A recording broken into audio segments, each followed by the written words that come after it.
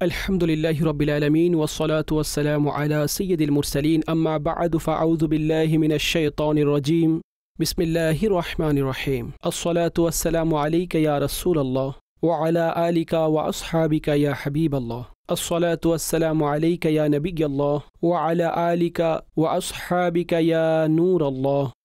অনুষ্ঠান শানে নজুল নিয়ে আপনাদের খিদমতে হাজির হয়েছে। আল্লাহ রাব্বুল ইজ্জত জাল্লা ওয়া আলা আমাদের সকলকে কোরআনে মাজিদ, ফুরকানে হামিদ আর হাদিসে তৈয়বার আলোকে জীবন পরিচালনা করার তৌফিক দান করুন। আমাদের প্রিয় রাসূল সাল্লাল্লাহু আলাইহি ওয়া আলিহি ওয়াসাল্লামের ফরমানে মুআজ্জম আলিশান হল যে কিয়ামতের দিন 3 ধরনের ব্যক্তি এমন হবে যাদেরকে আল্লাহ আপন আরশের ছায়া দান করবেন। বিভিন্ন হাদিস রয়েছে যার মধ্যে বিভিন্ন আমলের উল্লেখ করেছেন। আর যে হাদিসটি আমি বর্ণনা করছি তাতে 3 ধরনের মানুষের কথা রয়েছে। আল্লাহ রাসূল সাল্লাল্লাহু আলাইহি ওয়া আলিহি ওয়াসাল্লাম ইরশাদ করেছেন যে আমার কোনো উম্মতের পেরেশানিকে দূর করে, প্রথমত যে কোনো উম্মতের পেরেশানিকে দূর করে, দ্বিতীয়ত ওই ব্যক্তি যে আমার সুন্নাত জীবিত করে, আর তৃতীয়ত সেই ব্যক্তি যে আমার উপর অধিক হারে দরুদে পাক পড়ে। সুবহানাল্লাহ, সুবহানাল্লাহ। আল্লাহ পাক আমাকে আপনাকে আমলের তৌফিক দান করুন। সাল্লু আলাল হাবিব সাল্লাল্লাহু তাআলা আলা মুহাম্মদ সাল্লাল্লাহু আলাইহি ওয়া আলিহি ওয়াসাল্লাম। সালাতান ওয়া সালামান আলাইকা ইয়া সাইয়্যিদি ইয়া রাসূলুল্লাহ ওয়া আলা আলিকা ওয়া আসহাবিকা ইয়া হাবিবাল্লাহ। মাদানী চ্যানেলের দর্শক, আজ আমরা যে আয়াতে মুবারকা নির্বাচন করেছি কুরআনে মাজিদ ফুরকানে হামিদের 2 পারার আয়াতে মুবারকা সূরা বাকারা। আর আয়াতে মুবারকার মধ্যে আল্লাহ রাব্বুল আলামিন আমাদের কি হুকুম দান করেছেন ইনশাআল্লাহুল আজিজ সেই বিষয়েও আমরা শোনার সৌভাগ্য অর্জন করব। 224 নম্বর আয়াতে মুবারকা সূরায়ে বাকারা আল্লাহ ইরশাদ করেন, আর তোমাদের কসমের কারণে আল্লাহর নামকে ইহসান করার জন্য এবং পরহেজগারি অবলম্বন করতে এবং মানুষের মধ্যে মীমাংসাকরণে লক্ষ্যবস্তু বানিও না, আর আল্লাহ শ্রবণকারী সব কিছু জানেন। এই আয়াতে মুবারকার মধ্যে আমাদের মহান রব আজ্জা ওয়া জাল যে হুকুম ইরশাদ করেছেন যে যখনই কোনো নেকির কাজ হবে, পরহেজগারির কোনো কাজ হবে, ইহসানের কোনো বিষয় সামনে আসবে, অথবা কারো মধ্যে মীমাংসার বিষয় চলে আসবে, তো এখন এই অবস্থায় আল্লাহ রাব্বুল আলামিনের এই নামকে তোমরা লক্ষ্যবস্তু বানিয়ে নিও না। কোন বিষয়ে? যে কেউ কসম করল যে এখন এই বিষয়টি আমি আর করব না, যদিও বা এটি নেকির কাজ, যদিও বা তার মধ্যে নেকি পরহেজগারির কাজ রয়েছে, অথবা কারো মাঝখানে মীমাংসা করার কাজ, আর সে কসম করে নিল যে আমি তো কসম করে নিয়েছি, তো আমি এখানে যে কাজটা আমি করতে পারবো না। তো আল্লাহ ইরশাদ করেন যে এটাকে লক্ষ্যবস্তু বানিও না। ওয়ালা তাজআলুল্লাহা উরদাতান লিআইমানিকুম আন তাবাররাউ ওয়া তাত্তাকু ওয়া তুসলিহু বাইনান নাস ওয়াল্লাহু সামিউন আলিম। যে নিজেদের কসমের কারণে আল্লাহর নামকে ইহসান করার ক্ষেত্রে আর পরহেজগারি করার সময় আর মানুষের মধ্যে মীমাংসা করার ক্ষেত্রে অন্তরায় বানিয়ে নিও না, আল্লাহ অধিক শ্রবণকারী এবং জানেন। মাদানী চ্যানেলের দর্শক, নবী পাক সাল্লাল্লাহু আলাইহি ওয়া আলিহি ওয়াসাল্লাম মীমাংসার অনেক বেশি ফাজায়েল তিনি বর্ণনা করেছেন। এখানে বিশেষ করে আমরা এই আয়াতে মুবারকার প্রেক্ষাপটের দিকে যাব, আর এই আয়াতে মুবারকার যে শানে নজুল রয়েছে সেটা প্রথমে বর্ণনা করে দিচ্ছি। হযরতে নুমান বিন বশীর তার সাথে তার স্ত্রীর কিছুটা ঝগড়া হয়ে গেল, আর ওনার যে স্ত্রী ছিল তা আব্দুল্লাহ বিন রাওয়াহার ওনার বোন ছিল। তো তিনি অসন্তুষ্টির কারণে, বিরক্তির কারণে তিনি তার ভাইয়ের ঘরে চলে গেলেন। তো আব্দুল্লাহ বিন রাওয়াহা তিনি এই কসম করে নিল যে আমি তার সাথে আর কথা বলবো না, বোনের স্বামীর সাথে না, আমি তার ঘরে যাব, আর না তাদের উভয়ের মাঝে কোনো ধরনের মীমাংসা করে দেব, এই কসম করে নিল। এখন এই সংক্রান্ত কোনো কথা উঠলে যখন তাকে বলা হতো যে আপনি এটার মীমাংসা করে দিন, তাদের উভয়ের মাঝে যে অসন্তুষ্টি, বিরক্তি আপনি দূর করে দিন, তো তিনি বলতেন যে আমি তো এই বিষয়ে আল্লাহর কসম করেছি, তো আমি কিভাবে এখন আমি এটার বিপরীতে কাজ করতে পারি। মাদানী চ্যানেলের দর্শক, এটাই ছিল এই আয়াতের শানে নজুল। এটার উপরে আয়াতে মুবারকা নাজিল হয়ে গেল যে আল্লাহর নামে কেউ শপথ করলে সেটাকে তোমরা প্রতিবন্ধকতা বানিও না, প্রতিবন্ধকতা বানিও না। কেন? কেননা নবী পাক সাল্লাল্লাহু আলাইহি ওয়াসাল্লাম ইরশাদ করেছেন, যে ব্যক্তি কোনো কাজের উপরে কসম করল আর তিনি বুঝতে পারলেন যে উত্তমতা এটার বিপরীত, তিনি উত্তমতার বিপরীতে রয়েছেন, তো হুজুর সাল্লাল্লাহু আলাইহি ওয়াসাল্লাম ইরশাদ করলেন তার উচিত যে সে যেন ভালো কাজটি করে নেয় আর কসমের কাফারা দেয়। কতই না উত্তম ধর্ম, কতই না উত্তম শিক্ষা যে যদি কেউ আল্লাহর কসমও করে ফেলে আর যে বিষয়ে আল্লাহর কসম করেছেন এখন তার বিপরীতে কাজ করাটা উত্তম হয়ে যায়। এটা আমাদের সকলের জন্য এভাবে বুঝুন যে মাদানী চ্যানেলের দর্শকবৃন্দ, প্রতিটি ঘরের মধ্যে এই ধরনের বিষয় রয়েছে। অনেক পরিবার পরস্পরই দ্বন্দ্ব নিয়ে বসে আছে আর তাদের মাঝখানে উভয়ের মধ্যে কোনো বাহানা হয়তো এই ধরনের রয়েছে যে আমরা কোরআন হাতে নিয়েছিলাম, আমরা শপথ করেছিলাম, আমি মসজিদে উঠে এই কথাটি বলেছিলাম, আমরা অনেক বড় একটি মিটিংয়ের মধ্যে এই কথা বলে দিয়েছিলাম। এখন নিজের জবানকে আমরা ঠিক রাখার জন্য না মীমাংসা করব, না তাদের বিয়ের মধ্যে যাব, না দাওয়াতের মধ্যে যাব। তো এইভাবে দুই পরিবারের মধ্যে অনেক বড় একটি বাঁধা আর উভয়ের মধ্যে এক ধরনের অনেক বড় দুশ্মনী, রক্তক্ষরণেরও অনেক সময় কারণ হয়ে যায়। এটা আমাদের দ্বীনের শিক্ষা, দ্বীনের তারবিয়ত, দ্বীনের উপদেশসমূহ, নবী পাক আলাইহিস সালামের শিক্ষা, হুজুরের ফরমান কতই না উত্তমভাবে আমাদের জন্য রেহনুমা করছেন যে যদি কসম করেও নেয়, যদি কসম করেও নেয়, যদিও বা আল্লাহর নামে কসম করে ফেলে, কিন্তু এখন এই কাজের উল্টোকরণের মধ্যে উত্তমতা রয়েছে। উভয়ের মধ্যে মীমাংসা হলেই ভালো হয়। কারো সাথে মাযাল্লাহ গুনাহের কাজের কসম করল, অর্থাৎ শরীয়তের কোনো ওজর ব্যতীত সম্পর্ক ছিন্ন এই ধরনের কাজ করে নেওয়া, এটা কি? এটা শরীয়তের মধ্যে পছন্দনীয় নয় এই কাজটি। এখন এটার উপর কসম করে নিলে তো আমাদের দ্বীন আমাদের উপর রেহনুমাই করছে যে এখন আপনি সেই কাজটি করুন যেটা এটার বিপরীতে হয়, যার মধ্যে কল্যাণ রয়েছে সেটা করুন। আর কসম ভেঙে ফেলুন, তার দ্বিতীয় অপশন তো মজুদ রয়েছে। আর কসমের দ্বিতীয় অপশন অর্থাৎ এটা আমরা শপথের কাফারা আদায় করব, তো কসমের কাফারা দেওয়ার অবস্থা যেহেতু মজুদ রয়েছে, তো এখন এটা বাহানা বানিয়ে ওজর বানিয়ে এভাবে অন্তরায় রাখা যে আমি তো করব না, কোনো অবস্থায় মীমাংসা করব না, আমাদের মধ্যে মীমাংসা হবে না, তো এটা একেবারেই ভুল সিদ্ধান্ত। চাই পরিবার উভয়ের মধ্যে করুক অথবা অনেক সময় স্বামী স্ত্রী একে অন্যের সাথে এই ধরনের কাজ অসন্তুষ্ট হয়ে যায় আর অসন্তুষ্ট হওয়ার পরে তারা বছরের পর বছর একে অন্যের কাছ থেকে দূরে থাকে। আর না তারা এখানে সঙ্গে থাকার জন্য চেষ্টা করে, না উভয়ের মধ্যে মেলামেশার কোনো চেষ্টা করে। একে অন্যের হক এইভাবে তারা অনেকভাবেই ধ্বংস করে ফেলে আর এইভাবে তারা দুজনেই অনেকভাবে তারা গুনাহগার হতে থাকে। আমাদের ধর্ম জাওজাইনের সম্পর্ক, স্বামী স্ত্রীর সম্পর্ক, এটা তো একটি সম্পর্ক। এরপরে বংশ নির্ধারিত হবে, দুইটি বংশ একত্রিত হবে, আর যখন এদের মধ্যেই ব্যবধান হয় তো তখন সেখানে দুটি পরিবারের মধ্যে ব্যবধান হয়ে যায়। কোরআনে মাজিদের মধ্যে তো আল্লাহ রাব্বুল আলামিন এই কথা স্পষ্টতার সাথে ইরশাদ করেছেন যে যদি তোমরা স্বামী স্ত্রীর মধ্যে উভয়ের কোনো মতানৈক্য দেখো, তো সূরা নিসা 5 নম্বর পারার মধ্যে বর্ণনা করা হয়েছে যে কি করবে, একটি দল, একটি অংশ পুরুষের পক্ষ থেকে আর একটি দল মহিলার পক্ষ থেকে, এরা উভয় আসবে আর উভয় এই ইচ্ছে রাখবে যে আমরা এদের উভয়ের মাঝে সমঝোতা করে দিব। তখন আল্লাহ মীমাংসা করে দিবেন, তাদেরকে এমন তাওফিক দান করবেন যে তাদের মধ্যে মীমাংসা হয়ে যাবে আর অসন্তুষ্টি বিরক্তি তাদের মধ্য থেকে দূর হয়ে যাবে। তো এটা অনেক বড় একটি সুন্দর আমল।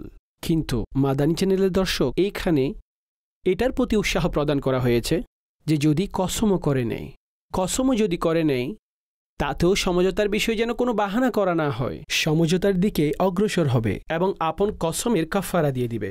এখানে সেই সমস্ত লোকেরা এখান থেকে শিক্ষা লাভ করুন যে অনেক সময় উভয়ে পরস্পরের সাথে মিলিত হতে চাচ্ছে, কিন্তু বংশীয় লোকেরা, কিছু এমন আত্মীয়রা রয়েছে, কিছু এমন খারাপ ধরনের মানুষ, প্রত্যেকের কথা বলছি না, কিন্তু কিছু এমন থাকে যে যারা মানুষের মধ্যে সমঝোতা হতে দেয় না, তাদের মধ্যে আরও একটু অন্তরায় সৃষ্টি করে দেয়, তাদের সেই হিম্মতকে অসন্তুষ্টির দিকে ঠেলে দেয়।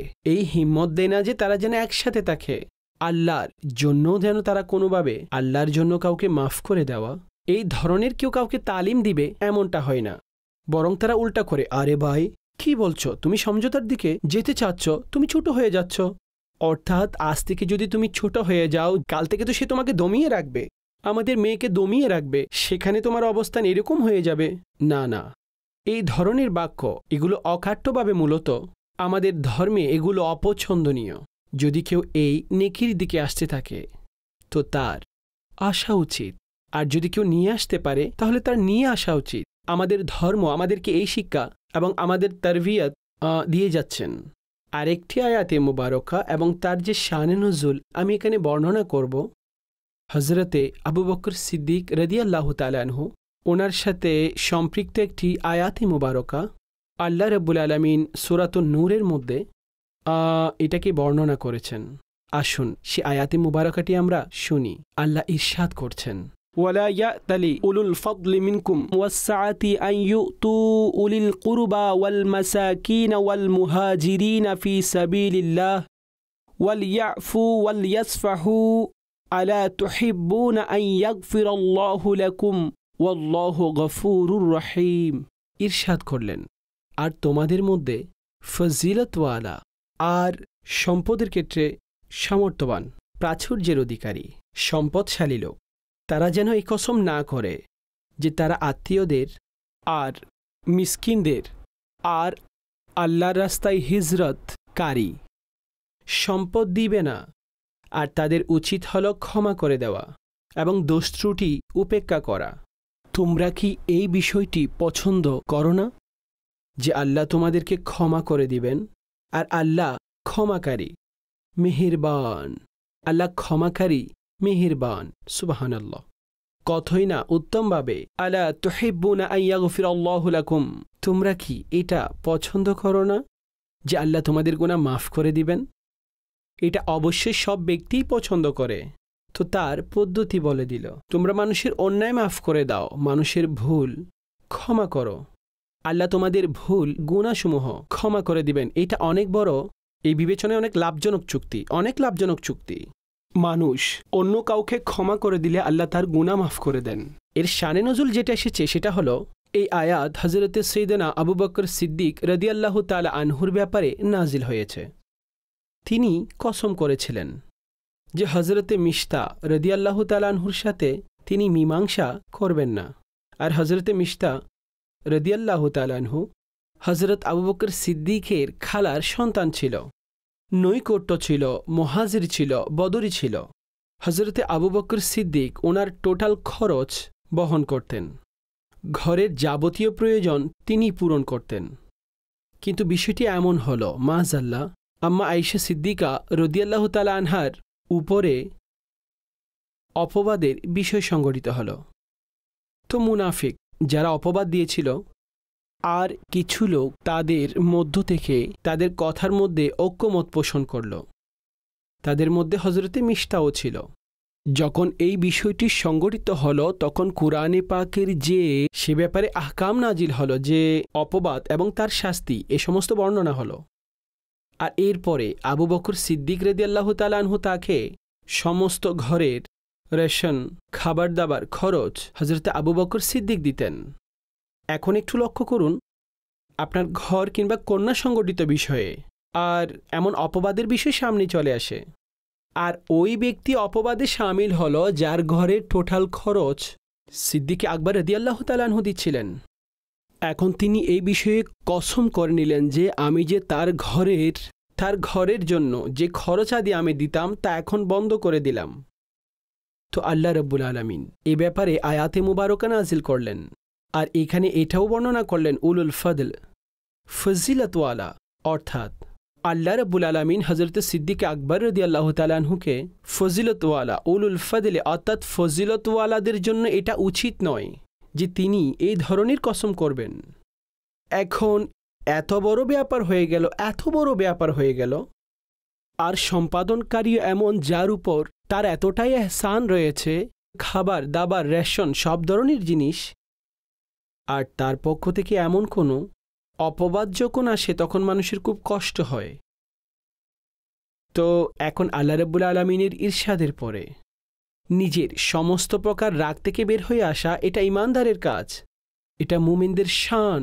হুজুর আলাইহিস সালাতু ওয়াস সালামের প্রকৃত গোলামদের এটা শান। হুজুর সাল্লাল্লাহু আলাইহি ওয়া আলিহি ওয়াসাল্লামের প্রকৃত গোলাম সিদ্দিক আকবর রাদিয়াল্লাহু তাআলা আনহুর শান দেখুন, যে একদিকে তিনি স্বভাবগত দিক থেকে রাগ করেছেন, কষ্ট পেয়েছেন, কিন্তু যখন আল্লাহর ইরশাদ চলে আসলো যে ফজিলতওয়ালাদের জন্য এটা উচিত নয়, তারা যেন রাগ উঠিয়ে ফেলে, আর রেশন খানাপিনা এই ধরনের যে বস্তু রয়েছে সে সমস্ত জিনিস না দেওয়া এটা ফজিলতওয়ালাদের কাজ হতে পারে না, এমন যেন না করে।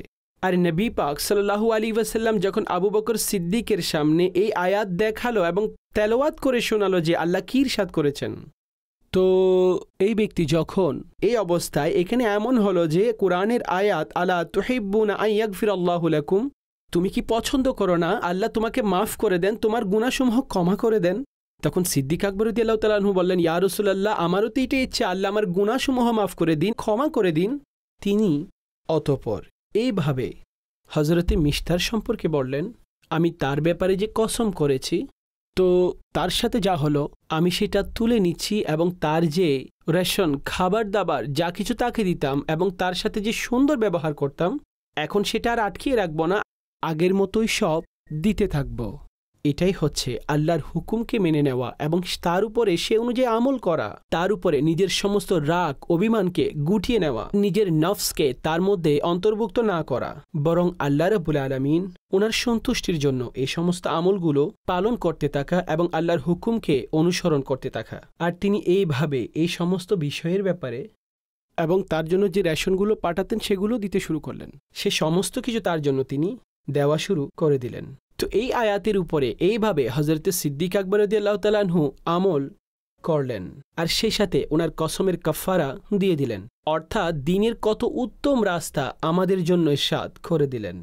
মাদানী চ্যানেলের দর্শক, এমন অনেক ব্যক্তি রয়েছে আমাদের এইখানে দারুল ইফতার মধ্যেও এমন আসে, আর এই ধরনের কেসও তারা নিয়ে আসে।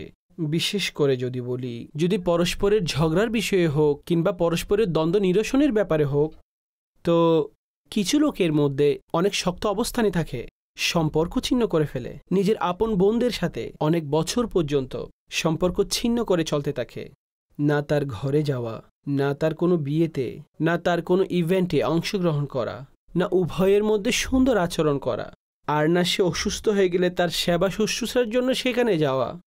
এটা কতই না খারাপ বিষয় হতে পারে।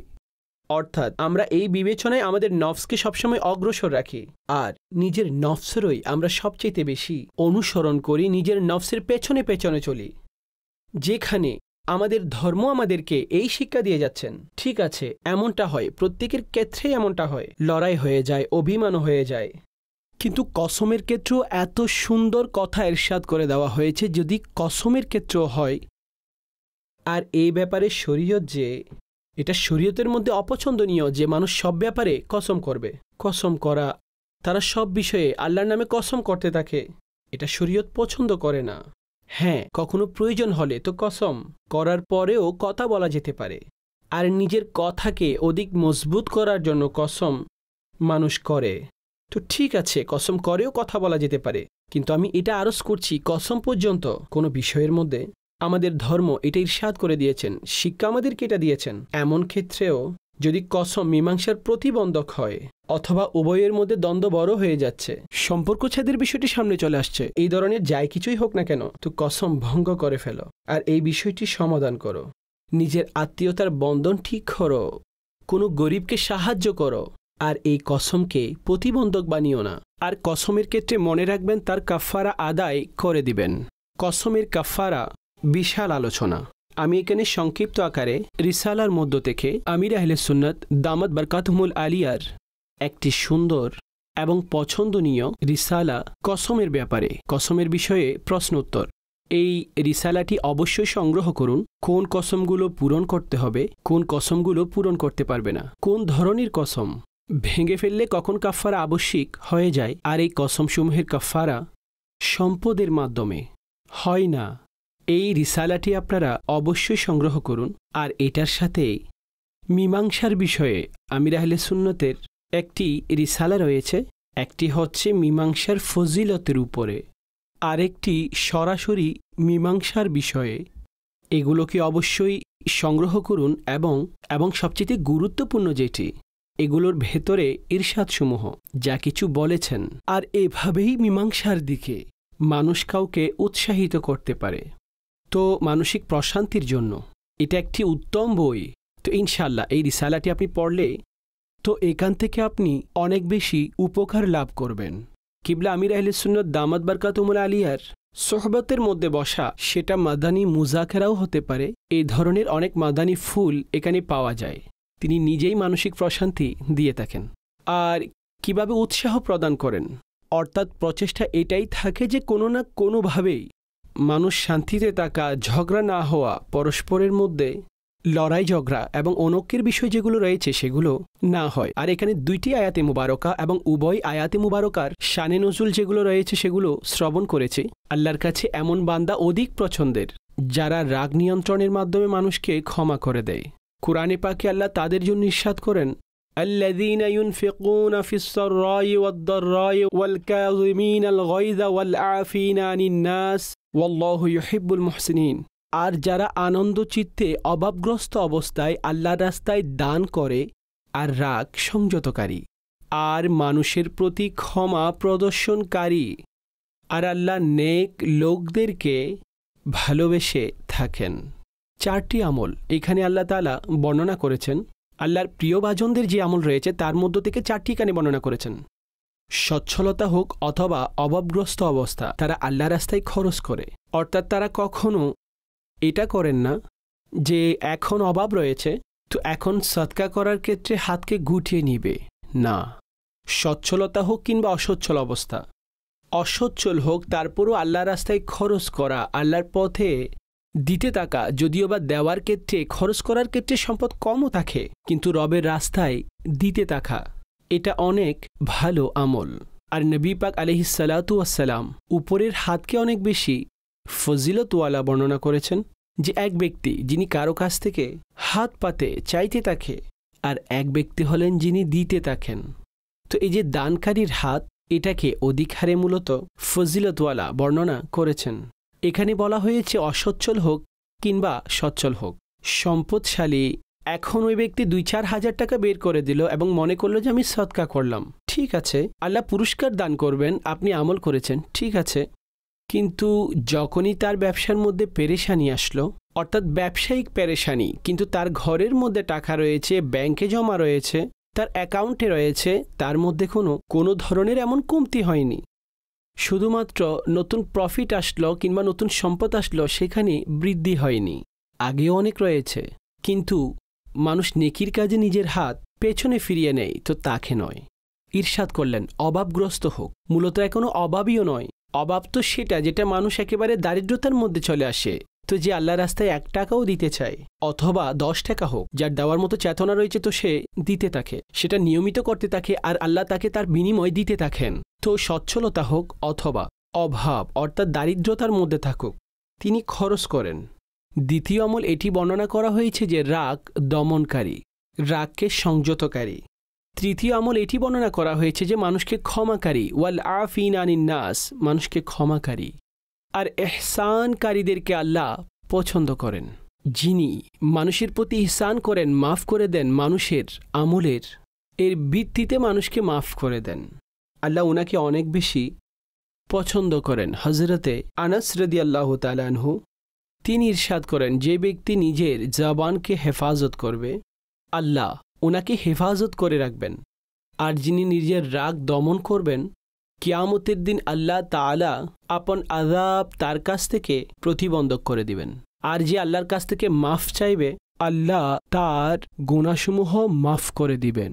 আরেকটি হাদিসে পাকে এভাবে বলা হয়েছে, আল্লাহর খুশির জন্য বান্দা রাগকে দমন করে ফেলল। এর চেয়ে বড় আল্লাহর কাছে এর চেয়ে বড় সংযম নেই, নিজের রাগকে দমন করা। কিন্তু ওই লোক যারা কোনো না কোনোভাবে রাগান্বিত হয়ে যায়, একটি অনেক লম্বা সময় ধরে তাদের পরস্পরের মধ্যে তারা অনৈক্যের মধ্যে থাকে। এদিকেও দেখুন যে হাদিসে পাকের মধ্যে ইরশাদ করা হয়েছে, আল্লাহ তাআলা ইরশাদ করেছেন যে নিজের রাগের সময় আমাকে স্মরণ রাখবে, আমি আমার রাগের সময় তাকে মনে রাখব, আর ধ্বংসকারীদের সাথে তাকে ধ্বংস করব না। অর্থাৎ এই অবস্থার মধ্যেও শরীয়তের অনুকরণ আর নিজের রবকে মনে রাখা, যে আমার রাগের কারণে কারো উপর না এমনভাবে যেন শাস্তি হয়ে না যায়, যার কারণে আমার রব আমার উপর অসন্তুষ্ট হয়ে যান। তো এই ধরনের কোনো কাজ অকাট্যভাবে না করা উচিত। এক সাহাবী রাসূল পাককে আরজ করলেন, ইয়া রাসূলুল্লাহ, আমরা তাকে কতবার মাফ করব? আমি কতবার মাফ করতে পারি আমার কোনো গোলাম যদি আমার সাথে অন্যায় করে? তো হুজুর সাল্লাল্লাহু আলাইহি ওয়াসাল্লাম ইরশাদ করলেন, তুমি 70 বার করে দিতে হলেও করো, 70 বার। এখন একটু মনোযোগ দিন, দিনে 70 বার কাউকে মাফ করে দেওয়া, এটা যদি বিবেচনা করা হয় বলা যেতে পারে এটা এক ধরনের অসম্ভব কাজ। আমরা কাউকে একবার সংশোধন করলে সাথে যদি দ্বিতীয়বার করতে হয়, তো যদি 3 বার সংশোধন করতে হয় তাহলে তো বাস, আর সপ্তাহে 3 বার করতে হলে আর তো কোনো কথাই নেই। না, ক্ষমা ক্ষমা ক্ষমা, এভাবেই ঘর পরিচালিত হয়। এটার মাধ্যমেই আমাদের পরস্পরের সম্পর্ক চলতে থাকে, যেটা তোমরা অনুধাবন করো। দিন এটাই তালিম দিয়েছেন যে তুমি তাকে দান করো, সে যদি জুলুমও করে তাহলে ক্ষমা করো, তার সাথে যে সম্পর্ক ছেদ করে তো তার সাথে সম্পর্ক যুক্ত করো। যখন মানুষ 4 ধরনের বিষয়ে, যে আল্লাহর জন্য মহাব্বত আর আল্লাহর জন্যই ঘৃণা, কারো প্রতি যদি ঘৃণা থাকে তো সেটাও যেন আল্লাহর জন্য হয়। কিন্তু এটা দেখে নেওয়া উচিত যে আমাদের নফস তার মধ্যে অগ্রগণ্য নাকি লিল্লাহিয়াত তার মধ্যে রয়েছে। তো যিনি আল্লাহর জন্য মহাব্বত আর আল্লাহর জন্যই কাউকে ঘৃণা করে, আল্লাহর জন্যই করল আর আল্লাহর জন্যই করল না, অর্থাৎ কাউকে দিলে আল্লাহর জন্য দিচ্ছে, আর কাউকে যদি না দেয় তার মধ্যেও লিল্লাহিয়াত রয়েছে, আল্লাহর জন্য কাউকে দিচ্ছে না, তো ইরশাদ করলেন তার ঈমান আসলেই পরিপূর্ণ, তার ঈমান পরিপূর্ণ হয়ে যায় আর সে কামিল ঈমানওয়ালা সে হয়ে যায়। এখানে আমরা আরজ করছিলাম যে মানুষকে ক্ষমা করা আর ক্ষমাশীলতার বিষয় নিয়ে, অতঃপর মীমাংসার দিকে কাউকে এগিয়ে দেওয়া, এর মধ্যে অনেক বরকত রয়েছে। কিয়ামতের দিন আল্লাহ রব্বুল আলামিনের বারেগাহে যখন মানুষ আসবে, তো নবী পাক আলাইহিস সালাতু ওয়াস সালাম ইরশাদ করেন, মানুষ হিসেবের জন্য দাঁড়াবে। সে সময় একজন আহ্বানকারী আহ্বান করবে, সে আহ্বানকারী এভাবে আহ্বান করবে যে যার ক্ষমা আল্লাহ করিমের জিম্মায় রয়েছে সে যেন উঠে এবং জান্নাতে চলে যায়। এটা ঘোষণা হবে, অতঃপর পুনরায় ঘোষণা হবে যে যার ক্ষমা আল্লাহ করিমের জিম্মায় রয়েছে সে যেন উঠে আর জান্নাতে চলে যায়। তো তাকে জিজ্ঞেস করা হবে যে কোন ব্যক্তির ক্ষমা আল্লাহ করিমের জিম্মায় রয়েছে। তো সে সময় যে আহ্বানকারী তিনি এটা বলবেন, যিনি মানুষের ভুল ক্ষমা করে দিতেন, মানুষকে ক্ষমা করে দিতেন, তিনি আজ কিয়ামতের দিন আল্লাহ করিম ওনার জিম্মার মধ্যে তার জন্য এই রহমত লিখে দিয়েছেন যে যেই ব্যক্তি মানুষের ভুলগুলোকে ক্ষমা করে দিত সেই ব্যক্তির জন্য রয়েছে আল্লাহ করিমের জিম্মায় ক্ষমা। তার জন্য পুরস্কার এটা রয়েছে যে আল্লাহ তাকে জান্নাতে প্রবেশ করিয়ে দিবেন। যখন আহ্বানকারী এই কারণ বর্ণনা করে পুনরায় আহ্বান করল যে যাদের পুরস্কার আল্লাহ করিমের জিম্মায় রয়েছে তারা যেন উঠে আর জান্নাতের মধ্যে প্রবেশ করে, বলা হয়েছে যে হাজারো মানুষ দাঁড়াবে আর কোনো হিসেব ছাড়াই জান্নাতের মধ্যে প্রবেশ করবে। কোনো হিসেব ছাড়া জান্নাতে তারা প্রবেশ করবে। কোন সৌভাগ্যবানরা? মানুষকে ক্ষমাকারী, আল্লাহ ওনাদেরকে অধিক পছন্দ করেন, যারা আমার বান্দা হয়ে বান্দাকে মাফ করে দিচ্ছে। তিনি তো খালিক, তিনি তো রহমান। ইরশাদ করলেন বান্দা বান্দাকে মাফ করে দিল, তো আমি রব তো দরজায়ে উলা হিসেবে তাদেরকে মাফ করে দিব। তো আল্লাহ মাফ করে দিবেন আর কিয়ামতের দিন আল্লাহ মীমাংসাও করে দিবেন। দুজন ব্যক্তি হবেন, একটি হাদিসের মধ্যে বলা হয়েছে, তো তারা পরস্পর একে অন্যের সাথে কিছু হকের বিষয়ে আল্লাহ রাব্বুল আলামিনের দরবারে একজন ব্যক্তি অভিযোগ করবেন। তো এই মুহূর্তে উভয়ের মাঝে যখন এই বিষয়টি সংগঠিত হবে, তো হঠাৎ একটি মহল জান্নাতের সামনে চলে আসবে, অনেক সুন্দর একটি মহল। যখন সেটা সামনে আসবে তো যেই ব্যক্তি অন্যের কাছ থেকে হক তালাশ করেছিল তিনি আল্লাহ রাব্বুল আলামিনের কাছ থেকে বারেগাহে এটা জিজ্ঞেস করবেন যে এই মহলটি কার জন্য। ইরশাদ করা হবে যে এটার মূল্য পরিশোধ করতে পারবে। বলা হবে এটার মূল্য কে পরিশোধ করতে পারে? তো বলা হবে তোমরা এটার মূল্য পরিশোধ করতে পারবে। বলা হবে কিভাবে? বলা হবে নিজের ভাইকে মাফ করে দাও। তো এই ক্ষমার কারণে আল্লাহ তাকে জান্নাতের এই মহল দান করবেন। তো বলা হবে যে ওই ব্যক্তি বলবেন আমি আমার ভাইকে এখন মাফ করে দিলাম। তখন আল্লাহ রাব্বুল আলামিনের পক্ষ থেকে বলা হবে যে আপন ভাইয়ের হাত ধরে জান্নাতে প্রবেশ করো, দুজনেই সাথে জান্নাতে চলে যাও। তো এটা কী ছিল? রব তাআলা ও কিয়ামতের দিন পরস্পরের মাঝে তিনি মীমাংসা করে দিবেন। তিনি আল্লাহ রাব্বুল আলামিন যিনি কিয়ামতের দিন পরস্পরের মধ্যে মীমাংসা করবেন। তো আজকে যদি আমরা এমন মানুষের মধ্যে মীমাংসাকারী হয়ে যাই তাহলে আমাদের জন্য আল্লাহ রাব্বুল আলামিনের পক্ষ থেকে অনেক পুরস্কার রয়েছে। এখানে দুই শ্রেণীর মানুষ আমরা পেয়ে থাকি।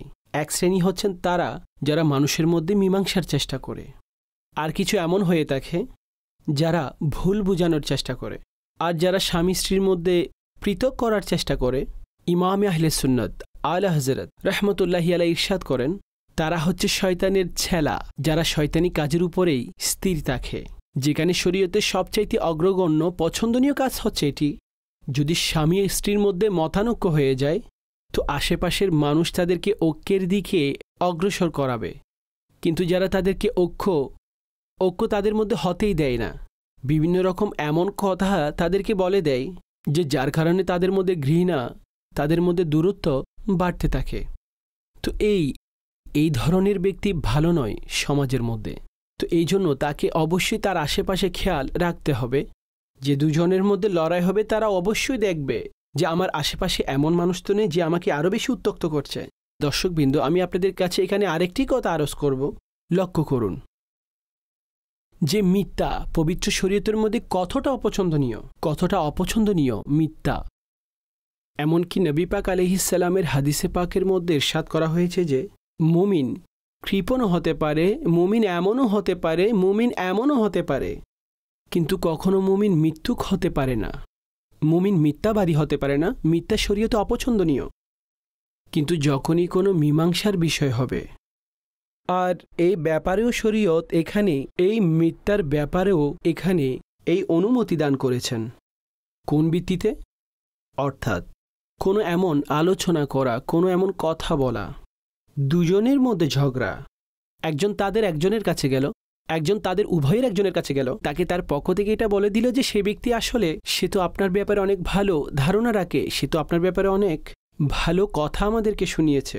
অথবা তার উদ্দেশ্য হচ্ছে যদি আপনি তার দিকে অগ্রসর হন, এখন তো তিনি চিন্তা করছেন যে আপনি কি বলবেন, যদি আপনার পক্ষ থেকে আপনি তার দিকে অগ্রসর হন উভয়ের মধ্যে মীমাংসা হয়ে যাবে।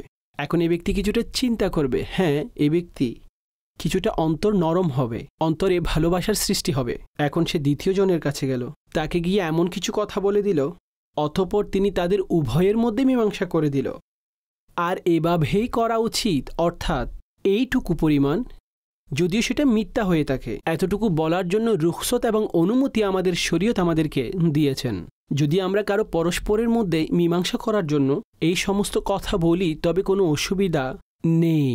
এটা দ্বারা ওই ব্যক্তিরা যেন শিক্ষা গ্রহণ করে, মাজাল্লাহ যারা লড়াই করানোর জন্য মিথ্যা কথা বলে, আল্লাহু আকবার, মিথ্যা তো গুনাহ, কিন্তু আরও দূরত্ব সৃষ্টি করানোর জন্য, লড়াই করানোর জন্য তারা মিথ্যা বলে থাকে। আল আমান ওয়াল হাফিজ। মাদানী চ্যানেলের দর্শক, অনুষ্ঠানের সময় আমাদের একেবারেই শেষ পর্যায়ে। আর আজ আমরা দুইটি আয়াতি মুবারকা এবং এগুলোর শানে নজুল এবং এইগুলোর সাথে সংশ্লিষ্ট রাওয়ায়াতসমূহ সেগুলো শোনার সৌভাগ্য অর্জন করেছি। আল্লাহ রাব্বুল আলামিন জাল্লা ওয়া আলা আমাদের সকলকে কোরআনে মাজিদ এবং হাদিসে তাইয়্যিবার শিক্ষা অনুযায়ী জীবন গঠন করার তৌফিক দান করুন।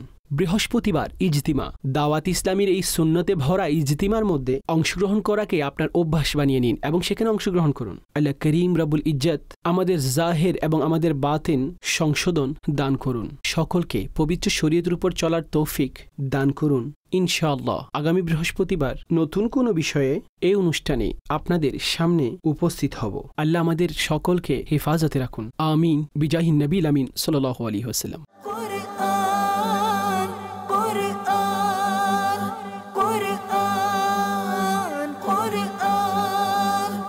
করে